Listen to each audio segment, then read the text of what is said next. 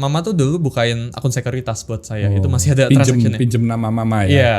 Dulu juga pakai rekening orang tua sih. Jadi kayak ma tahun transfer ke sini, ma ini duitnya masuk atau enggak. Terus saya pakai kayak buku gitu buat nyatet debit credit gitu dari orang tua. Kita ngelihat sekarang tuh kayak baik banget orang yang sukses gitu, yang cepet gitu, kayak ngerubah duit sekian jadi sekian. Makanya saya nggak pernah exactly bilang sih, saya ngerubah duit sekian jadi sekian gitu. Karena menurut saya itu ya nimbulin emotions yang nggak bener gitu. Orang jadi punya berharap gitu kan. Orang jadi punya certainty, orang jadi merasa kalau itu possible gitu. Karena saya percaya digitalisasi is the future sih.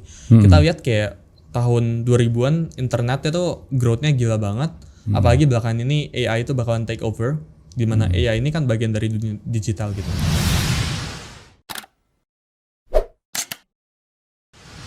Semangat pagi, sobat sukses. Saya pada hari ini akan podcast bersama dengan anak muda ya. Ini adalah termuda selama saya podcast ya. Karena ini masih Gen Z ya. Dan usianya masih 19 tahun. Tapi belakangan ini namanya ada di mana-mana. Dan siapa dia? Dia adalah Sulianto. Halo Sulianto. Saya panggilnya Suli ya. Suli aja. Yeah. Suli ya. Yeah. Wah, kamu ini saya lihat YouTube banyak sekali nih. Banyak keluar di sosial media dan waktu terakhir Idea Cloud juga ikut ya. Ikut. Iya, kita juga sempat bertemu dan ada janjian untuk podcast ya. Iya. Ini thank you atas waktunya ini. Thank you, pagi-pagi datang dari Jakarta ini ya. Udah dari kemarin ya. Oh, kemarin sudah datang ya. Oke. Ya. Jadi dunia digital ya, terutama dunia kripto ini kan banyak sekali sobat sukses. Mungkin saya sendiri juga tidak paham ya. Yeah. Tapi sebelum itu saya ingin tahu ini. Suli ini background dari family-nya itu pengusaha atau apa? Oh, papa itu pengusaha ya. Pengusaha mama itu kerja di buat sektor papa. apa? Sebenarnya sama kayak punya Pak Hermanto ya. Jadi sektor apa? cat dempul. Pabrik. Iya, jadi papa tuh ada nge-restock dari China, import ekspor lah, cat. Oh, import aja. Iya, sama ada bikin ya di sini juga gitu. Oh, kamu nggak tahu malahan. Detailnya kurang ya. Jadi nggak pernah bantu papa ya? Pernah ke pabriknya, pernah ke kantornya. Oh, ada pabrik juga. Iya, dulu ada tuh buat semacam plamir gitu. Iya, dulu tuh papa tuh sering ajak buat ikut meeting ke sana, dengerin kayak sama orang salesnya gitu buat belajar sih. Oke. Iya. Iya. Jadi Suli termasuk anak pengusaha dan yang menarik, kenapa ya sejak usia 8 tahun ya itu sudah mulai ini ya berjualan apa itu ke sekolah ya? Oh ya, itu pas SD Pak ceritanya. Jadi kelas 2 SD, saya lupa sih itu exactnya di umur berapa. Waktu SD kan masih kecil. Iya.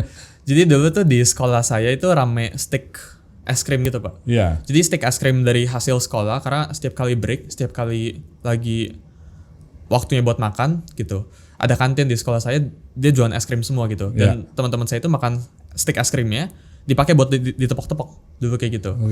Dan saya ngeliat kayak ini stick es krimnya bisa ditipisin, bisa diamplasin. Jadi saya amplasin, terus saya jual ke teman-teman saya buat main lah. Jadi mereka tuh main game yang stick tepok-tepok gitu Pak. Dulu. Jadi dulu cari duit pertama dari situ. Gitu. Kenapa? Kan dari keluarga yang cukup kan? Cukup berarti dapat uang saku. Dapat. Oh, pas SD tuh nggak dapat ya. Baru dapat uang saku tuh pas SMP ya. Oh. Iya. Jadi papa mama cukup ketat ya dalam memberikan uang jajannya ya. Mungkin kayak kalau nggak butuh nggak dikasih ya. Jadi kayak gitu. Ya belum aja gitu buat jadi apa. Jadi kamu gitu. punya inisiatif sendiri untuk mencari kalau uang sendiri gitu ya. Kalau dulu tuh mungkin ya iseng aja ya, nggak ada kayak gara-gara drive pengen nggak dikasih orang tua jajan jadi cari duit, nggak ada sih dulu sih. Oh. Iya. Tapi sudah ada jiwa entrepreneur. Iya, dulu tuh cari duit terusnya diapresiasi sama orang tua, kayak dibilang oh ya, jadi kayak happy lah dulu cari duit gara-gara diapresiasi sama mereka gitu sih. Oh. Iya. Jadi itu berlanjut nggak waktu SMP juga? SD tuh kelas 2 cuma kayak gitu. Itu kayak berulang sampai ada satu momen kayak gurunya itu nggak bolehin buat jualan barang gitu, sama udah nggak bolehin buat nempok-tepok karena kan lantainya kayak berisik kan ke lantai bawah gitu. Jadi dulu tuh setiap break, setiap istirahat tuh semua di kelas, semua di satu angkatan satu floor saya tuh kerjanya main stick es krim kayak gitu lah, gitu lah. Terus saya yang jualan stick es krimnya gitu. Selang ke COVID Di SD tuh akhir-akhir kayak kelas 4, kelas 5 itu saya ada pengen coba jadi pesulap. Jadi makanya kalau Pak Hermanto kasih saya kartu gitu, saya mungkin ada bisa main gitu. Oh ya? Bisa. Oke. Kartu biasa ya? Kartu biasa. Bukan kartu yang khusus. Iya, jadi kayak kartu remi gitu bisa lah buat sulap dikit gitu. Terusnya dulu juga pengen jadi YouTuber, jadi nge-vlog gitu. Itu juga sempat ada momennya. Pernah juga pengen. Jadi saya cobain lumayan banyak sih sebelum akhirnya masuk ke finance gitu. Terus saya coba juga itu jadi waktu SMP, waktu SMA itu. Ini SD SMP ya. SD SMP. Pengen juga ini range-nya kelas 6 kelas 7 ya. Jadi blogger gitu. Jadi dulu tuh pengen lagi demen banget nonton film Marvel yang Avengers gitu, Iron Man gitu.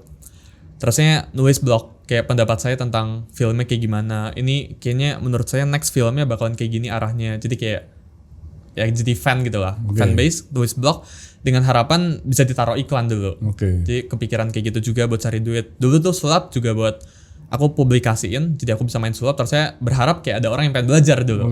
Itu pas SD SMP lah. Tapi enggak ada apa-apa gitu. Sekedar mencoba. Terusnya tiba-tiba COVID happen. Itu 2019 dan 2020-an semuanya di rumah.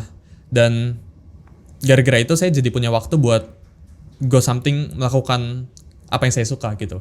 Karena kan dulu di sekolah kan nggak bisa ngelakuin digital, nggak bisa fokus juga nge-vlog, nggak bisa ngapa-ngapain. Tapi gara-gara gara-gara pas tuh COVID, jadi saya bisa digital gitu. Saya bisa ngurus something yang suka-suka saya. Itu gitu. belajar secara otodidak? Iya, otodidak gitu. Makanya sejak COVID saya jadi desainer dulu. Saya jadi ngedesain gitu bisa gitu. Ngelihat. Dibantu AI? Oh enggak, dulu belum ada ya. Dulu belum ada ChatGPT gitu belum ada. Gitu. Dulu ngedesain di game, saya main game terus saya ada toko-tokonya gitu. Kayak misal Pak Hermanto main, misal ada anaknya main Mobile Legend gitu. Itu kan ada yang jualan diamond-diamondnya. Terus saya di Instagram page-nya, saya buatin post-nya, saya buatin logo mereka gitu-gitu. Saya nge-retain beberapa toko-toko dulu. Itu buat pertama kali cari duitnya dari situ gitu sih. Itu duit gulungannya. Dan hasil dari duitnya dapat. Jadi dulu gara-gara social media ini saya lumayan, ini jadi batu loncatannya sih. Karena saya main game dan saya lumayan ya pro ya di gamenya. Jadi kayak lumayan ada wealth, lumayan kaya di gamenya. Jadi kayak lumayan terkenal lah di gamenya buat punya suara gitu. Terus saya main di social media dan ujungnya dapat kliennya lewat sana sih. Itu pertama lewat situ. Itu dapat beberapa juta pas itu, uangnya dipakai buat investasi ke saham awalnya. Itu mama yang awalnya dorong sih. Di usia berapa itu berarti? 15 ya. Jadi mama tuh dulu bukain akun sekuritas buat saya. Itu masih ada transactionnya. Pinjem nama mama ya. Iya. Dulu juga pakai rekening orang tua sih. Jadi kayak tahun transfer ke sini, ini duitnya masuk atau enggak. Terus saya pakai kayak buku gitu buat nyatet debit kredit gitu dari orang tua. Hasil uangnya dipakai buat investasi ke BCA dulu. Pertama kali beli saham tuh saham BCA. Iya. Terus saya sambil cari duit digulung-gulung kayak gitu terus. Terus saya pas itu kayak kepikiran kalau game ini mati, berarti income saya habis dong. Dulu mikirnya kayak gitu. Saya nggak dapat income lagi dong. Jadi kepikiran buat cari income yang nggak bakalan mati gitu, yang saya bisa kendalikan. Pas itu Google kan kayak how to make money online, kurang lebih kayak gitu lah. Terus saya ketemu trading. Pas tuh pertama kali tuh trading forex. Jadi langsung cari ke beberapa source buat belajar, beli kelas luar sama kelas ini juga banyak gitu. Mengenai forex gitu. Mengenai trading lah, trading Trading spesifik. forex loh tapi. Iya, forex. Awalnya rugi gitu. Jadi saya gara-gara COVID kan semua market saham nge-crash gitu. Saya berhasil capture di bottomnya, di bawahnya. Itu jadi 100 juta pertama saya kurang lebih di umur 15-an. Itu gara-gara ngedesain tadi sama gara-gara investasi di saham lah. Dapat dari saham. Dapat dari keduanya. Tapi di forex kan nggak untung kan di forex. Jadi kayak uang saya yang berkali lipat. Pokoknya di umur 16-an itu gara-gara ngedesain, terus saya jualan item dalam game juga gitu. Itu jadi 200 sampai 300-an juta. Terus saya trading forex jadi nol, bangkrut. Iya. Terus saya dari data forex itu memang lebih kurang 97 atau 98% pasti rugi gitu ya. Itu juga sambil cari duit. Karena nggak bisa disiplin ya. Jual belinya ini kan susah kontrolnya. Jadi dulu ngerjain desain kayak 5-6 toko gitu. Itu kayak setiap hari sibuk banget, ngeditnya masih di HP dulu. Terus saya dapat duit terus saya pakai buat trading habis gitu, muter kayak gitu terus. Terus gimana? Siklusnya. Perasaan you gimana kalau nyarinya kan nggak gampang ya? Iya, dulu tuh sempat ada sih, pastinya nggak langsung rugi Pak. Kayak pertama untung, sempat untung gitu. Terus saya pas untung tuh saya bilang ke mama saya bilang kayak, ini trading untung nggak usah kuliah lah. Itu pas tuh kan kayak decisionnya pengen kuliah atau enggak gitu kan. Aku bilang ini nggak usah kuliah, ngapain? Nih mama lihat nih di layar aku mencet-mencet udah bisa untung, ngapain kuliah gitu. Terus saya aku bilang ke mama, ini uang kuliah pakai aja lah buat trading lah gitu. Terus saya dikasih lah. Pas itu pinjam sama orang tua 47 juta buat trading gitu. Kayak bilangnya ini uang buat SPP, buat awal pokok kuliahnya udah nggak usah pakai buat trading aja gitu. Terus saya jadi rugi gitu. Jadi awalnya dari sana lah, forex rugi, dan sempat juga masuk ke crypto gitu. Jadi ini agak mencar sih. Jadi nggak all in ke forex juga, ada masuk ke Bitcoin gitu. Di sekitar 2021-an, ini sekitar pas aku pertama kali masuk Bitcoin tuh pas Bitcoin 60 ribuan. 60.000. Iya, jadi itu kan dipucuk tahun 2021 itu sudah tinggi ya? Iya, itu udah tinggi banget gitu. Kemudian Bitcoin koreksi kayak ke 16 ribuan. Ya, jadi 60 ke 16. Iya, jadi overall portfolio saya tuh minus bahkan rugi gitu. Jadi saya itu pakai margin nggak belinya? Enggak ya? Jadi real money ya? Iya. Mengalami kerugian kurang lebih di 2021-2023an di range 11 itu by the way sambil cari duit. Jadi duit yang saya cari dari ngedesain tetap running, tetap dapat duit, bahkan sambil main game sambil cari duit juga. Pokoknya active income-nya tetap aktif gitu, tetap bekerja. Terus saya lempar ke financial market buat trading dan sebagainya, ini malah rugi gitu. Dan itu berulang kayak selama setahun 2 tahun lah berulang kayak gitu. Di 2023an saya decide buat stop gitu. Jadi nggak pengen baik-baik trading, nggak pengen apa, udah kerjanya cari duit aja, investasi gitu. Jadi nggak terlalu ngambil high risk, nggak terlalu ngambil gimana gitu. Setelah mengalami kerugian itu, investasinya ke Bitcoin. Pas tuh saham ada, reksadana ada, juga dipecah lah. Jadi kayak udah trauma lah dulu lah, udah nggak pengen ini lagi. Terusnya pas Bitcoin di 20 ribuan, singkatnya kayak kan itu bottoming dari Bitcoin kan turunnya itu sentimennya jelek udah lama banget gitu. Selama berbulan-bulan Bitcoin ada di range 20 ribuan dan sebagainya, baru denger Bitcoin dari kiri kanan gitu. Sebenarnya pas itu nonton atau lewat di FYP saya si Timothy sih, kalau Timothy itu. Terus saya kayak decided buat belajarin gitu. Karena dulu tuh masuk Bitcoin tuh nggak pelajarin gitu. Kayak ngasal aja, FOMO aja masuknya gitu. Karena kan di Twitter tuh dulu rame banget gitu. Kan si Elon Musk sampai ngepom-pom koinnya sendiri gitu. Yang gambarnya anjing gitu. Dan decided buat masuk setelah itu belajarnya lumayan lama sih, beberapa minggu. Dan masuknya bertahap.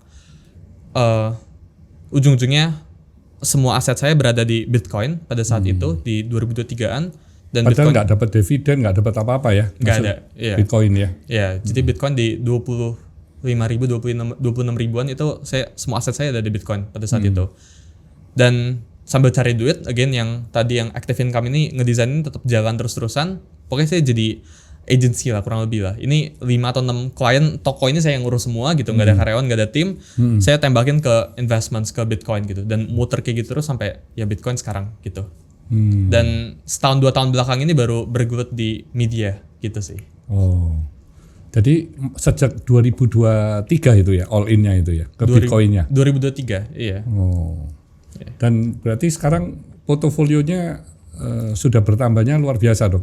Lumayan lah, cukup lah, sangat bagus sih growth-nya sampai. Pernah sampai 6 kali dong ya, kalau waktu 20 di peak-nya 126 itu kan berarti 6 kali lipat. Iya, apalagi ditambahin dari active income-nya gitu sih. Sama sebenarnya ada beberapa bagian ya, kayak ini kan cerita kayak hampir 1 dekade kan, jadi kayak pasti ada detail-detailnya. Saya juga di 2021-2022 kan trading forex kan rugi. Terus saya di 2023-2024 itu ada, jadi di forex itu ada namanya prop firm Pak. Kita bisa kurang lebih dimodalin lah buat trading. Jadi kita bisa ikut tes, kalau kita lolos tesnya. Jadi mereka ada ketentuan requirement-nya. Kalau kita bisa lolos ini, kita bisa dapat modal gitu dari mereka. Kita bisa dapat modal saham berapa M gitu. Pada saat itu, dan buat ikut tesnya bayar by the way. Jadi kalau kita nggak lolos tesnya ya kita diangusin duit buat ikut tesnya gitu.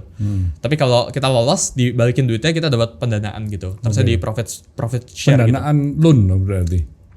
Dikasih, tapi kita nggak rugi Pak. Jadi kalau misal kita mengalami kerugian di loan-nya ini, tanda kutip, atau kredit yang dikasih, kita nggak harus nanggung kerugiannya. Itu sesuai kriteria. Tapi kalau mereka untung ada splitnya. Sharing. Iya, kita dapat pas itu aturannya bisa dapat 70-80% ke kita gitu. Tapi ikut tesnya tuh susah banget, filternya tuh susah banget. pas tuh ikut prop firm, tetap pakai punya orang tua KTP-nya. Itu banyak sih. Kalau teman-teman yang trading mungkin kayak FTMO namanya, itu beberapa fund gitu. Ada sediain pendanaan. Jadi salah satu source of income-nya juga dari sana sih. Jadi ada trading commodity, ada selain dari. Tapi investnya nggak boleh ke Bitcoin dong? Investnya tetap ke Bitcoin. Jadi boleh. Investnya mau kemana aja boleh? Iya, tapi itu kan trading kan. Itu bukan diinvestasikan kan. Oh, jadi jual beli terus. Iya. Tapi jual beli ke forex, ke komoditi, ke Bitcoin boleh semua. Boleh.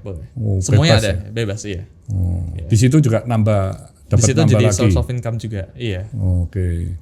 Berarti selama ini dari Suli juga ada trading untuk kriptonya. Ada. Jadi nggak disimpan aja, tapi ada jual, ada beli gitu ya. Iya, dan tergantung market cycles-nya kan ya, Pak. Jadi kalau misalnya lagi sekarang kan Bitcoin di 70.000 60.000-an.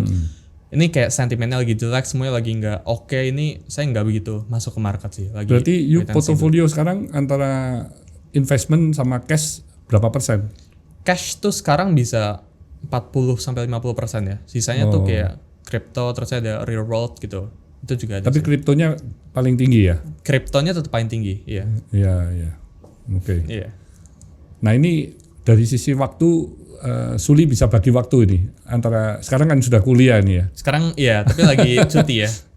Antara kuliah dan untuk punya bisnis sendiri kan ini sudahan. Iya. Ada berapa karyawan ini di bisnisnya sendiri? Sekarang di tim overall ya, yang aktif under saya tuh around 50 ya, 50 sampai 60. Udah banyak ya. Di usia you masih 19 ini. Yeah. Dan ada investment di perusahaan-perusahaan lain juga ya. Oh ada. Ya itu buat ya iseng ini aja sih. Iya, luar biasa ya. Jadi kalau dari sisi Suli sendiri privilege itu berarti memang karena orang tua juga mendukung gitu ya.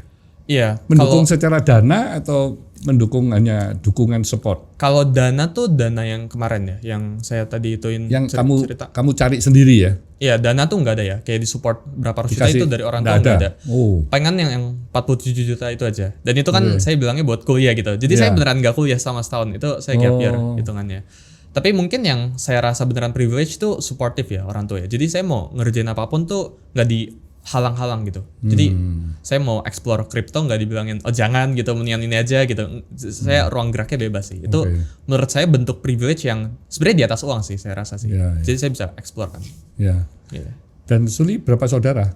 Koko ada 2, Cici 1. Jadi saya paling kecil, muda, Pak. Oh, tiga bersaudara. Ya? Oh, nah waktu kuliah sudah pakai uang sendiri berarti? Iya, jadi sekarang kuliah bayar uang sendiri. lebih besar mana dengan 47,5-nya itu tadi? Oh ini pasti besaran ini Pak.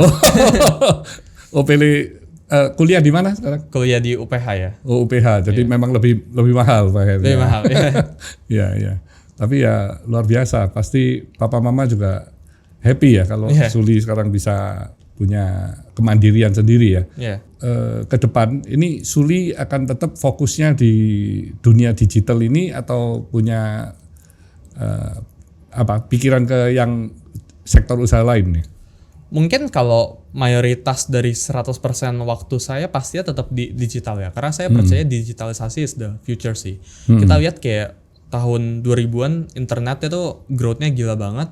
Apalagi belakangan ini AI itu bakalan take over. Di mana AI ini kan bagian dari dunia digital gitu. Jadi ya saya bakalan lebih fokusnya ke digital ya. Tapi tetap saya harus mengerti tentang real world and stuff sih. Jadi saya bakalan tetap ada alokasi waktu saya ke sana sih. Iya. Karena memang dunia kamu di dunia digital ini perubahannya itu kan luar biasa ya. Naik turun tuh kan cepat sekali ya.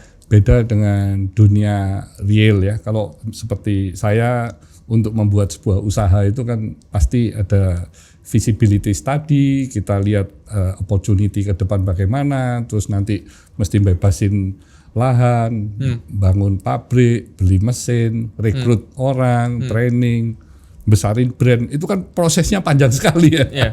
Tapi ya sesuatu yang panjang dan pada akhirnya kalau kita bisa mendapatkan market share itu juga lebih sustain. Maksudnya kan nggak naik turun gitu.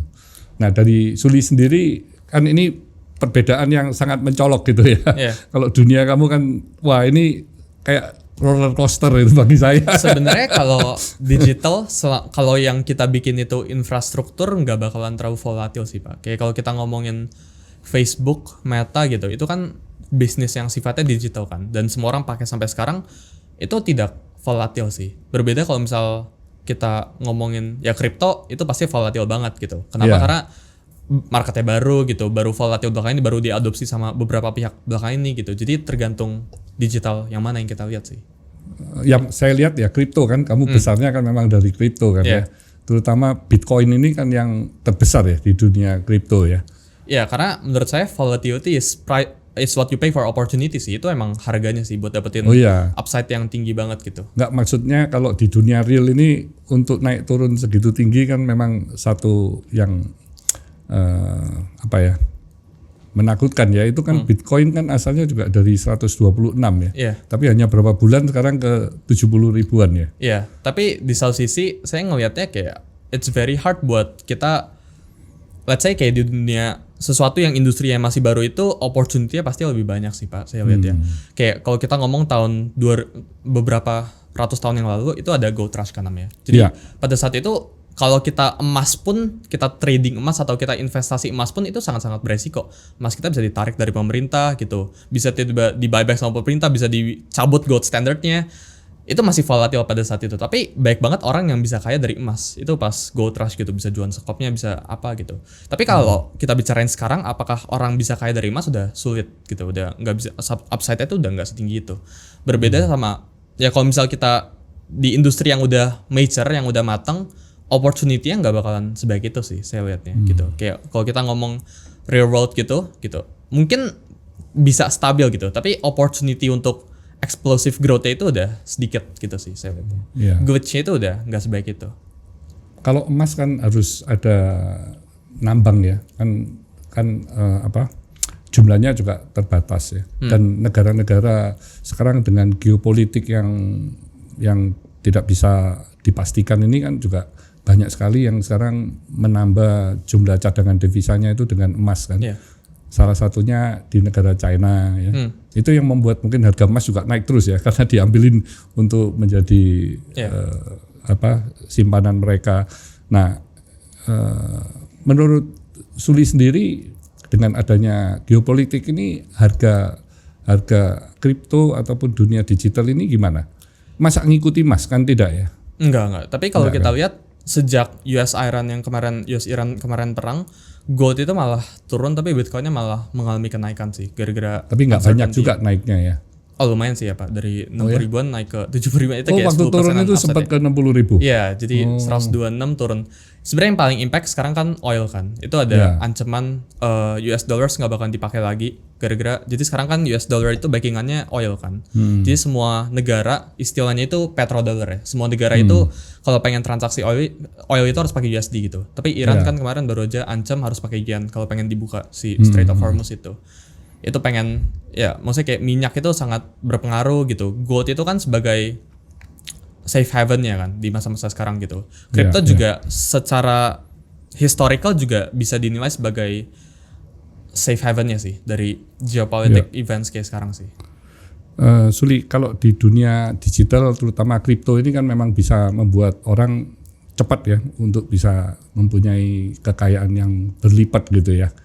Tapi menurut Suli gimana untuk menjaga agar kekayaan tersebut itu real ya, tidak menguap saat market lagi crash? Ya menurut saya kita semua tersesat sama survivorship bias ya. Jadi Pak Hermanto pernah lihat gak kayak ada pesawat yang prajuritnya itu kayak nunjukin kayak ini dot-dot di mana ini ditembak gitu. Terus saya prajuritnya kayak bilang, jadi yang perlu diperbaikin itu bukan yang dot-dot itu Pak. Jadi kayak misal sayapnya kayak ditembak gitu. Berarti sayap ini yang harusnya di fix gitu. Padahal bukan gitu. Yang harusnya di fix yang bagian gak ketembak, karena bagian gak ketembak ini bagian yang pesawatnya itu gak pulang gitu.